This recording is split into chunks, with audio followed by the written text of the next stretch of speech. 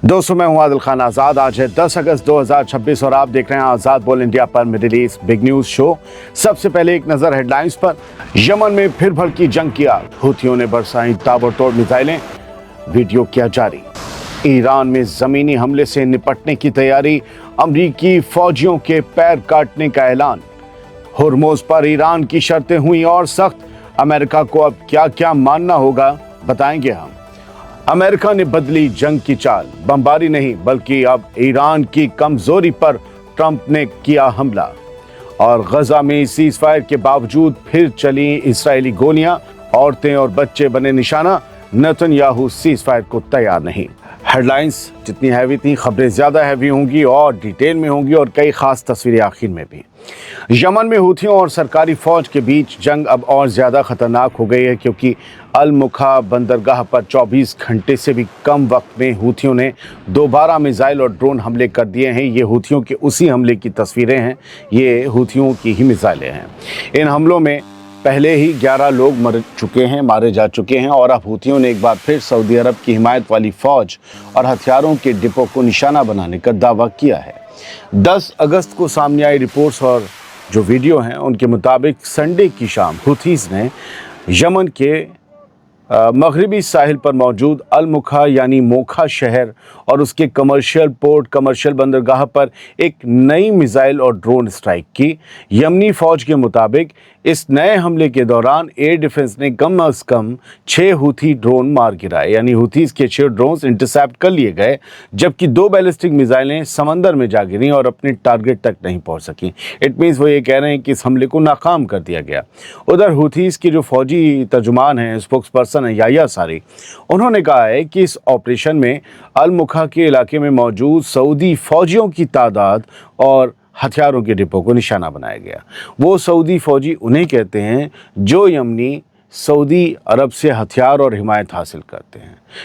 इन हुथीज की नज़र में वो सऊदी अरब के ही फौजी हैं, जबकि असल में ओरिजिनली वो यमन की उस हुकूमत के फौजी हैं जिस हुकूमत को पूरी दुनिया तस्लीम करती है, जबकि हुथीज को सिर्फ़ और सिर्फ ईरान ने एक अलग मुल्क के तौर पर या अंसरुल्लाह मूवमेंट को एक अलग हुकूमत के तौर पर तस्लीम किया। ये बार बार बताना ज़रूरी है ताकि आपको समझ आ सके कि यमन के अंदर ही लड़ाई चल रही है दो सो कॉल्ड हुकूमतों के बीच। हुथीज के मीडिया की तरफ से जारी फुटेज में कई बैलिस्टिक मिसाइलों और ड्रोन्स की लॉन्चिंग दिखाई गई है, जो आप देख रहे हैं। लेकिन दोस्तों, ये हमला अचानक नहीं हुआ। इससे कुछ घंटे पहले भी अल मुखा बंदरगाह पर हुए एक बड़े हमले में कम से कम 11 लोग मारे गए थे, जिनमें 8 फौजी और 3 आम शहरी शामिल थे, जबकि 32 दूसरे लोग जख्मी हुए थे। उस हमले से अल मुखा पोर्ट को भी भारी नुकसान पहुंचा। रिपोर्ट्स के मुताबिक पोर्ट की इमारतों, कमर्शियल सामान और खाने पीने की सप्लाई को भी नुकसान पहुंचा है। यानी जिस बंदरगाह को यमन की कमर्शियल और ज़रूरी सप्लाई के लिए अहम माना जाता है, अब वही जगह हुथियों और सरकारी फ़ौज के बीच जंग का एक बड़ा मैदान बनती जा रही है। और हुथीज़ का कहना है कि वो उन हथियारों और सऊदी फ़ौजियों को निशाना बना रहे हैं जो उनके ख़िलाफ़ इस्तेमाल किए जा रहे हैं, जबकि यमन की तस्लीम शुदा हुकूमत पहले ही हुथीज़ पर इल्ज़ाम लगा चुकी है कि वो बंदरगाहों, एयरपोर्ट्स और कमर्शियल फैसिलिटीज़ को निशाना बनाकर आम यमनी लोगों की ज़िंदगी और ज़्यादा मुश्किल कर रहे हैं। लेकिन हुथीज़ अल मुखा पर हमला क्यों कर रहे हैं? ये बेहद ख़ास बात है। अगली न्यूज़ में उसे जानिए। दोस्तों, अल मुखा बंदरगाह पर हुथीज़ के लगातार हमले सिर्फ एक आम मिलिट्री अटैक नहीं है, बल्कि इसके पीछे एक बड़ा स्ट्रेटजिक मकसद भी हो सकता है। एक्सपर्ट्स का मानना है कि हुथीज़ इस हमले के ज़रिए अल मुखा बंदरगाह पर दोबारा अपना कंट्रोल हासिल करने की कोशिश कर रहे हैं। जी, दोबारा, यानी इससे पहले हुथीज़ का कंट्रोल इस बंदरगाह पर था, और अगर वो दोबारा कंट्रोल हासिल कर लेते हैं तो यमन में ताकत का बैलेंस एक बार फिर बदल सकता है। दोस्तों, अल मुखा बंदरगाह की अहमियत समझ लीजिए। ये पोर्ट साल 2015 से 2017 तक 2 सालों तक हुथियों के कंट्रोल में या कब्जे में रहा था। इसके बाद सऊदी अरब और यमन की तस्लीम शुदा हुकूमत ने मिलकर फौजी ऑपरेशन किया और बंदरगाह का कंट्रोल हुथियों से वापस ले लिया, क्योंकि ये कंट्रोल उन्हीं के पास हमेशा से था। हुथीज़ की हुकूमत इसी दशक में बनी थी। तब से अल मुखा बंदरगाह यमन की हुकूमत और सऊदी हिमायत वाली फ़ौज के कंट्रोल में है। लेकिन अब लगातार हो रही हुथीज़ के कार्रवाई या हुतीस के हमलों ने नया सवाल खड़ा कर दिया है। क्या हुतीस सिर्फ हथियारों के डिपो और फौजी ठिकानों को निशाना बना रहे हैं या उनका असल मकसद अल-मुखा पर दोबारा कब्जा करना है? एक्सपर्ट्स के मुताबिक अगर हुतीस को अल-मुखा पोर्ट पर दोबारा कंट्रोल मिल जाता है तो उन्हें यमन में 2 अहम बंदरगाहों पर पकड़ हासिल हो सकती है। हुदैदा उनके पास पहले से है। इससे क्या होगा? उन्हें अदन की खाड़ी में गल्फ ऑफ अदन और अरेबियन सी से आने जाने वाली शिपिंग पर नज़र रखने का एक अहम स्ट्रेटजिक फ़ायदा भी मिल सकता है। और दोस्तों, ये हमला ऐसे वक्त में हुआ है जब सऊदी अरब, पाकिस्तान और तुर्की ने नया डिफेंस पैक्ट मक्का में इसी जुमे को साइन किया है। एक्सपर्ट्स का मानना है कि हुथियों के ये लगातार हमले उस नए अलायंस के लिए भी एक सीधा चैलेंज है, क्योंकि सऊदी अरब अब सिर्फ अपने दम पर नहीं बल्कि नए रीजनल डिफेंस अलायंस के साथ खड़ा है। उधर यमनी फौज के मुताबिक अल-मुखा पर हुए हुथी के हमलों में 11 लोग मारे गए, जिनमें 3 आम शहरी शामिल हैं। यानी अल-मुखा की लड़ाई अब सिर्फ एक बंदरगाह की लड़ाई नहीं रही, इसके पीछे यमन में स्ट्रेटजिक कंट्रोल, समुद्री रास्तों और नए डिफेंस अलायंस की ताकत का सवाल भी जुड़ गया है। बढ़ते आगे ईरान की खबरें लेते हैं। क्या बातचीत की आड़ में ईरान पर कोई बड़ा ग्राउंड अटैक, कोई ज़मीनी हमला होने वाला है? क्योंकि ईरानी आर्मी का ताज़ा बयान ऐसे वक्त में आया है जब अमेरिका हमले की बजाय बातचीत से जंग ख़त्म करने की फिल्म दुनिया को दिखा रहा है। दोस्तों, ईरान की आर्मी ने साफ पैगाम दिया है कि अगर किसी अमरीकी फ़ौजी ने ईरान की ज़मीन पर कदम भी रखा तो उसके बेहद सख्त नतीजे होंगे, उसका फैसला कुन जवाब दिया जाएगा और अमरीकी फ़ौजियों के पैर काट दिए जाएंगे। ईरानी आर्मी की ग्राउंड फोर्स के कमांडर ब्रिगेडियर जनरल अली जहांशाही ने ये कहा है कि ईरान की ग्राउंड फोर्स किसी भी तरह के ज़मीनी ख़तरे का मुकाबला करने के लिए पूरी तरह से तैयार है और पिछले कई सालों से लगातार ख़ास ट्रेनिंग, स्पेशल ट्रेनिंग के ज़रिए फ़ौज को ऐसे हमलों के लिए तैयार किया गया है। यानी ईरान को बरसों से पता है एक दिन उस पर ज़मीनी हमला होगा, लेकिन क्या ये इम्कान आज के दौर में गहरा रहे हैं? जहांशाही ने साफ अल्फाज में कहा, अगर किसी अमरीकी फ़ौजी का पैर ईरान की ज़मीन पर पड़ा तो हम उसे काट देंगे।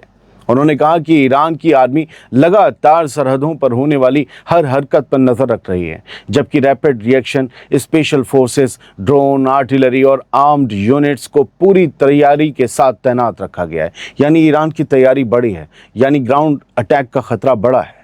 दोस्तों, अब सवाल ये है कि ईरानी आर्मी अचानक ग्राउंड अटैक का इतना सख्त जिक्र करने क्यों लगी? क्या ज़रूरत पड़ गई? कोई इम्कान, कोई इनपुट? क्योंकि इस वक्त अमेरिका की तरफ से बातचीत की बातें हो रही हैं, लेकिन अगर इसी दौरान ईरान की आर्मी अपनी ज़मीनी सरहदों पर ग्राउंड अटैक के खिलाफ तैयारी का ऐलान कर रही है तो ये महज एक आम फौजी बयान भी हो सकता है, या फिर ईरान किसी मुमकिन नए ख़तरे को देखते हुए पहले से वार्निंग दे रहा है कि आ तो रहे हो सनम, आओगे अपने कदमों पे, जाओगे हाथों पे। फिलहाल ऐसा कोई पुख्ता सबूत नहीं है कि अमेरिका ईरान में ग्राउंड अटैक शुरू करने वाला है, लेकिन ईरानी फ़ौज का ये सख्त बयान ज़रूर बता रहा है कि अगर बातचीत नाकाम हुई किसी के इश्क की तरह और अमेरिका ने ज़मीनी हमला करने की कोशिश की तो ईरान इसके लिए पहले से तैयारी कर चुका है। ईरान की IRGC यानी रेवोल्यूशनरी गार्ड्स ने साफ कर दिया है कि स्ट्रेट ऑफ हॉर्मुज़ तब तक नहीं खोला जाएगा जब तक अमेरिका ईरान की तमाम शर्तें पूरी तरह नहीं मान लेता। ईरान की तरफ से रखी गई शर्तों में अमेरिका की तरफ से ईरान के खिलाफ धमकियां बंद करना, ईरान पर फौजी कार्रवाई हमेशा के लिए रोकना और रीजन में मौजूद अमरीकी नेवल और एयरफोर्स को हटाना, यानी अमरीकी नेवी और एयरफोर्स को हटाना शामिल है। ये भी शर्त है ईरान की। इसके अलावा ईरान ने हालिया जंग में हुए नुकसान का हर्जाना, अमरीका की तरफ से लगाई गई पाबंदियां हटाने और विदेशों में फ्रीज किए गए ईरानी एसेट्स यानी ईरान के अरबों रुपए रिलीज़ करने की भी मांग की है। ये रोज़ मांग हो रही है, खबर है तो बता रहे हैं। ईरान का कहना है कि ये शर्तें जंग हो या बातचीत दोनों सूरत में नहीं बदलेंगी, लड़ लो तो भी, बैठ लो तो भी। उधर ओमान इस पूरे मामले में बीच बचाव कर रहा है और ईरान के मुताबिक हॉर्मुज़ में नए समुद्री रास्ते और उसे चलाने के कानूनी तरीके पर भी बातचीत जारी है। लेकिन दोस्तों, असली पेच यही है। अमेरिका चाहता है कि हॉर्मुज़ में शिपिंग यानी जहाज़ों के मूवमेंट जल्द से जल्द दोबारा शुरू हो, क्योंकि इसी रास्ते से दुनिया का बहुत बड़ा ऑयल और LNG का हिस्सा गुजरता है। दूसरी तरफ ईरान اب صرف یہ نہیں کہہ رہا کہ ہرموز بند رہے گا، بلکہ وہ یہ بھی بتا رہا ہے کہ اسے کھولنے کے لیے امریکہ کو کن کن چیزوں سے گزرنا پڑے گا، کبھی عرش سے، کبھی فرش سے، کبھی اس کے در تو کبھی اس کے در۔ رمیش کہ تیرا شکریہ، میں کہاں سے گزر گیا، یہ ٹرمپ کو کہنا ہوگا۔ یعنی گیند اب پوری طرح ایران کے پالے میں دکھائی دے رہی ہے، اور جب تک امریکہ ان شرطوں پر کوئی راستہ نہیں نکالتا، ہرموز کھولنے کا معاملہ آگے بڑھتا نظر نہیں آ رہا۔ لیکن اگلی خبر میں جان لیجئے کہ ایران کے پریشر کا امریکہ کیسے جواب دینے جا رہا ہے۔ بھئی امریکہ تو امریکہ ہے، کہنا پڑے گا۔ جو لوگ تسلیم نہیں کرنا چاہتے نہ کریں، بٹ سپر پاور ہے یار، ایسے نہیں جھکے گا۔ کہے گا کچھ، کرے گا کچھ، پیچھے کھیل کچھ اور کھیلے گا، کھیل رہا ہے۔ سنیے، ایران کے خلاف امریکہ بم اور میزائلوں سے حملہ نہ کر کے اس کی کمزور ہوتی اکنامی کو ٹارگٹ کر رہا ہے، سب سے بڑی کمزوری کو۔ اور ڈونلڈ ٹرمپ نے خود کہہ دیا ہے کہ امریکہ فی الحال ایران کے معاملے کو لو کی رکھ رہا ہے، لو کی نہیں، لو کی، یعنی امریکہ ابھی کوئی نیا بڑا حملہ کرنے کی بجائے ایران پر مالی دباؤ بڑھا کر اسے جھکانے کی کوشش کر رہا ہے۔ ڈونلڈ ٹرمپ نے اتوار کی یا ہمارے پیر کی دیر رات ایک انٹرویو دیا اور کہا کہ امریکہ اس وقت ایران کے ساتھ اپنا رویہ لو کی رکھ رہا ہے اور دونوں ملکوں کے بیچ صرف آدھی ادھوری بات چیت چل رہی، کوئی فل فلیش نہیں۔ ٹرمپ نے کہا کہ امریکہ فی الحال ایران کی بگڑتی اکنامی کو دیکھ رہا ہے، جہاں مہنگائی بہت زیادہ بڑھ چکی ہے اور حکومت کے پاس پیسے کی کمی بتائی جا رہی ہے۔ یعنی ٹرمپ توجہ نہیں دے رہا ہے اب ایران کے معاملے کو، کہہ رہے ہیں کہ ٹھیک ہے ہونے دو، اب وقت کے ساتھ سب ٹھیک ہوگا۔ ڈونلڈ ٹرمپ نے تو یہاں تک دعویٰ کر دیا کہ ایران کے پاس اپنے فوجیوں کو تنخواہ دینے کے لیے بھی کافی پیسے نہیں بچے ہیں، اور امریکہ کی طرف سے جاری نیول بلاکیڈ نے ایران پر مالی دباؤ اور بڑھا دیا ہے۔ ایران کی اکنامی تیل سے چلتی ہے، تیل کے جہاز بلاک کر رکھے ہیں امریکہ نے۔ ڈونلڈ ٹرمپ کے مطابق امریکہ کے لیے بھی اس ٹکراؤ کا مالی بوجھ اب کچھ کم ہوا ہے، کیونکہ تیل کی قیمت گر کر $75 پر بیرل سے تھوڑی اوپر آ گئی ہے۔ دوستوں، یعنی ٹرمپ کا موجودہ پلان صاف دکھائی دے رہا ہے۔ ایران پر فوراً نیا حملہ کرنے کی بجائے اس کی اکنامی کو اتنا دباؤ میں لایا جائے کہ ایران خود کسی سمجھوتے کے لیے مجبور ہو جائے۔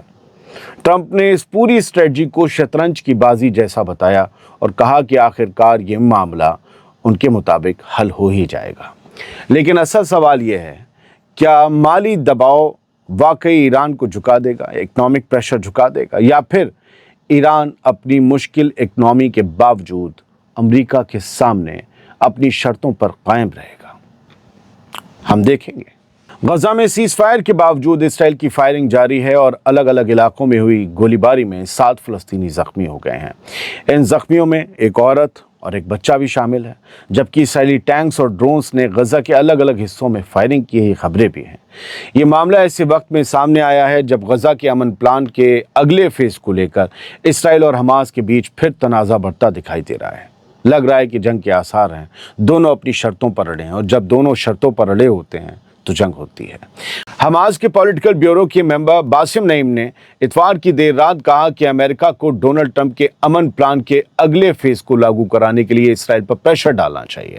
انہوں نے کہا کہ میڈیٹرز اور امریکہ کو نتن یاہو اور اس کی حکومت پر دباؤ ڈالنا چاہیے کہ وہ روڈ میپ پر قائم رہے اور اپنے سیاسی یا چناوی فائدے کی وجہ سے اس عمل کو نہ روکے۔ اسرائیل میں الیکشن ہونے والے ہیں تو نتن یاہو پھر سے جنگ والے اشارے دے رہا ہے کہ نہیں مانیں گے غزہ والا پلان۔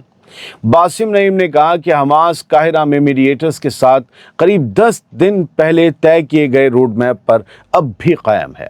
دوسری طرف اسرائیلی prime minister Benjamin Netanyahu نے، ہم نے آپ کو رات ہی بتایا تھا کہ اپنی رائٹ ونگ حکومت کے سامنے اپنی کٹر پنتھی حکومت کے سامنے دوبارہ صاف کر دیا کہ وہ غزہ پلان کو منظور نہیں کرے گا۔ تمام انتہا پسند کو اس نے خوش کر دیا۔ حالانکہ رپورٹس کے مطابق امریکی صدر ڈونلڈ ٹرمپ کے پریشر کے بعد اسرائیلی فوج نے غزہ میں اپنی بڑی فوجی کارروائی فی الحال روک رکھی ہے۔ یعنی ایک طرف زمین پر سیز فائر کے باوجود اسرائیلی فائرنگ کے معاملے سامنے آ رہے ہیں، دوسری طرف امن پلان کے اگلے فیز پر نتن یاہو کی مخالفت نے ایک بار پھر پوری ڈیل کو مشکل میں ڈال دیا ہے۔ اب سوال یہی ہے، کیا امریکہ نتن یاہو پر اتنا دباؤ ڈالے گا، ٹرمپ ڈال پائیں گے کہ غزہ کا اگلا فیز شروع ہو سکے سیز فائر کا، یا پھر نتن یاہو کی سیاسی مجبوریاں یا اس کی خواہشیں ایک بار پھر امن کے راستے میں کھڑی ہو جائیں گی اور غزہ پھر جھلس اٹھے گا؟ خدا نہ کرے ایسا ہو۔ चलते चलते दो तस्वीरें देख लीजिए। कनाडा के जंगलों में भयानक आग लगी है और उस आग के मंजर को बस एक गाड़ी के डैशबोर्ड पर लगे कैमरे से देखते रहिए। हर तरफ आपको सिर्फ सुर्ख सुर्ख दिखाई देगा। ये जंगल है, जंगल में गर्मी से आग लग जाती है। हमारे यहाँ लोग खेतों में अपना खून पसीना झोंक देते हैं और फिर आग लग जाती है।